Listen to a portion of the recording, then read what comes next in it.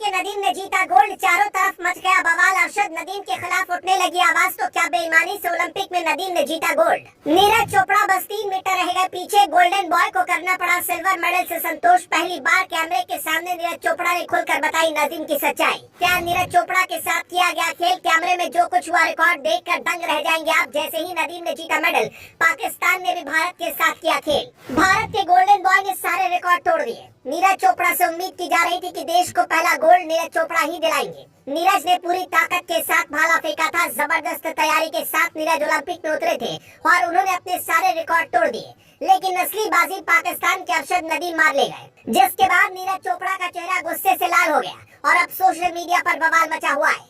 चारों तरफ इस बात की चर्चा तेज हो गई कि आखिर कैसे पाकिस्तान के खिलाड़ी ने बेईमानी की।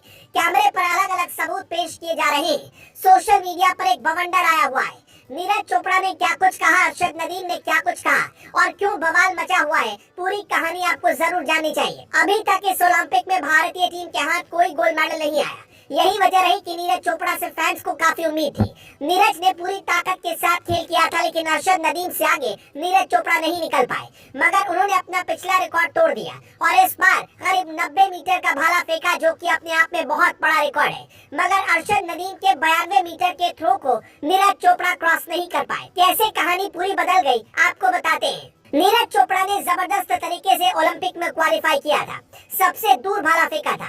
यही वजह थी कि हर कोई चाह रहा था कि नीरज एक बार फिर गोल्ड मेडल अपने नाम कर जाए। शुरुआत में जब नीरज मैदान पर आए तो उनको भी लगा होगा कि आज इतिहास रचने वाले हैं। नीरज के लिए सब कुछ ठीक चल रहा था। अरशद नदीम जो कि पाकिस्तान के हैं, उन्होंने अपना पहला थ्रो फाउल कर दिया, जिसके बाद नीरज चोपड़ा भी आते हैं और उन्होंने भी अपना पहला थ्रो फाउल कर दिया। खिलाड़ियों की स्ट्रेटेजी कई बार फाउल करना होती है ताकि सामने वाले की ताकत को परखा जा सके, मगर फाउल के बाद मामला रोमांचक नजर आ रहा था। ऐसा लग रहा था कि अरशद नदीम दबाव में कि नीरज चोपड़ा के आगे कैसे भाला फेंका जाए, मगर इसके बाद जो कुछ हुआ उस पर यकीन करना थोड़ा मुश्किल था, क्योंकि पाकिस्तान के अरशद नदीम ने ओलंपिक के सारे रिकॉर्ड तोड़ दिए। उन्होंने फाइनल में दूसरे थ्रो में 92.97 मीटर का थ्रो कर दिया। नदीम का ये थ्रो ओलंपिक का रिकॉर्ड है, यानी इससे पहले उन्होंने इतना दूर कभी भाला नहीं फेंका। अब इसलिए इस पर बवाल मचा हुआ है। ट्विटर पर लोग डोप टेस्ट करवाने की मांग कर रहे हैं। कई लोगों का कहना है कि अरशद नदीम ने जिस दौरान भाला फेंका, उन्होंने किसी चीज का सेवन किया था और इसलिए उनका एक बार फिर डोप टेस्ट होना चाहिए, ताकि दूध का दूध और पानी का पानी किया जा सके।